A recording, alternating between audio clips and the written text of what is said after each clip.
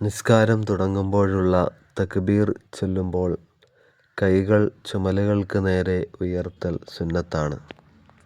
എന്നാൽ ആ സന്ദർഭത്തിൽ മാത്രമേ ഉയർത്തലുള്ളൂ എന്ന് തെറ്റിദ്ധരിക്കരുത്. റുക്വയിലേക്ക് പോകുമ്പോഴും കൈകൾ ഉയർത്തൽ സുന്നത്തുണ്ട്.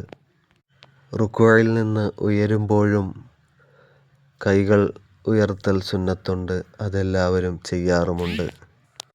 അതുപോലെ തന്നെ ഒന്നാമത്തെ അത്തഹിയ്യാത്തിൽ നിന്ന് ഉയരുമ്പോഴും അത്തഹിയ്യാത്തിന് ശേഷം നൃത്തത്തിലേക്ക് ഉയരുമ്പോഴും രണ്ട് കൈകളും ഉയർത്തൽ സുന്നത്തുണ്ട്. ഈ 4 സന്ദർഭങ്ങളിലും കൈകൾ ഉയർത്തൽ സുന്നത്തുണ്ട്. എന്നാൽ റുക്വയിലേക്ക് പോകുമ്പോൾ കൈകൾ ഉയർത്തുന്ന വിഷയം പലരും ശ്രദ്ധിക്കാറില്ല.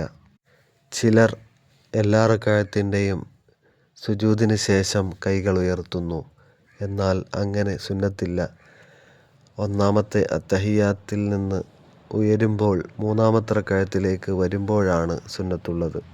ഈ 4 സന്ദർഭങ്ങളിലും തിരുനബി സ്വല്ലല്ലാഹു അലൈഹി വസല്ലമ തങ്ങൾ കൈകൾ ഉയർത്തിയതായി ഹദീസിൽ കാണാവുന്നതാണ് എന്ന് കർമ്മശാസ്ത്ര പണ്ഡിതന്മാർ പറഞ്ഞിരിക്കുന്നു. ഇപ്പറഞ്ഞിടത്തെല്ലാം ചുമലിൻ്റെ നേരെ ഉയർത്തുമ്പോഴേ പൂർണ്ണമായ സുന്നത്ത് ലഭിക്കുകയുള്ളൂ.